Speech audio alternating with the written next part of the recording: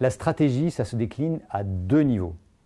Celui de la réflexion stratégique et celui de sa mise en œuvre. Le niveau de la réflexion, de la conception stratégique, c'est celui auquel on consacre souvent le plus d'attention. C'est certes une étape indispensable, mais qui est insuffisante, car la meilleure des stratégies ne vaut que par la manière dont elle sera appliquée. D'où l'importance de la deuxième étape, celle de la mise en œuvre de la stratégie.